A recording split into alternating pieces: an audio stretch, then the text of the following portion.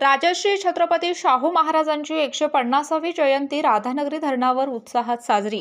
आरक्षणाचे जनक छत्रपती राजश्री शाहू महाराजांची जयंती आज देशभर उत्साहात साजरी झाली।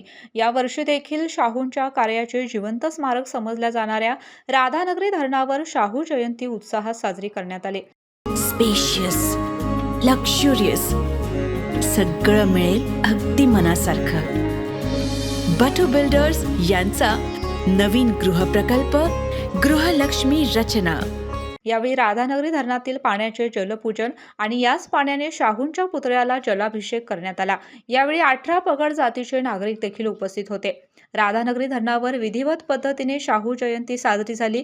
राधानगरी धरण बांधून तब्बल 100 वर्षापूर्वी कोल्हापुरातील पाणी प्रश्न ज्यांनी मार्गी लावला त्या राजश्री छत्रपती शाहू महाराज यांची जयंती जिल्ह्यातच नाही तर तब्बल देशभरात साजरी होते। मात्र शाहू महाराजांना कागलमधील ज्या घाटगे घराण्याने दत्तक घेतलं गेलं त्या घराण्याचे वारसदार समरजितसिंह घाटगे यांची राजश्री शाहू महाराज यांची जयंती राधानगरी धरणावरच साजरी व्हावी अशी इच्छा होती।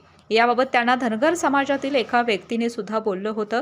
खरं तर राधानगरी धरण म्हणजे शाहू महाराजांचे जिवंत स्मारक समजलं जातं। शाहू महाराजांनी हे धरण बांधून कोल्हापूर जिल्ह्याचा पाणी प्रश्न मिटवला। शिवाय बहुजन समाजासाठी त्यांनी अनेक कार्य केले।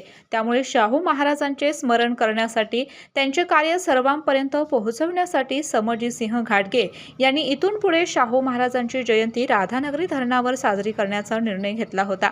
त्यामुळे गेल्या 2 वर्षापासून राधानगरी धरणावर विधिवत पद्धतीने धरणातील जलपूजन आणि धरणामधील पाण्याने शाहूंच्या पुतळ्याला जलाभिषेक करून हा जन्मोत्सव सोहळा पार पडला।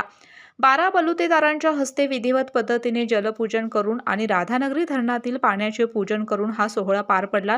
या कार्यक्रमासाठी भागातील बहुसंख्य लोक उपस्थित होते। केके न्यूज साठी राधानगरी प्रतिनिधी मिलिंद कांबळे। अशाच नवनवीन अपडेट पाहण्यासाठी आमच्या केके न्यूज चॅनेलला सबस्क्राइब करा।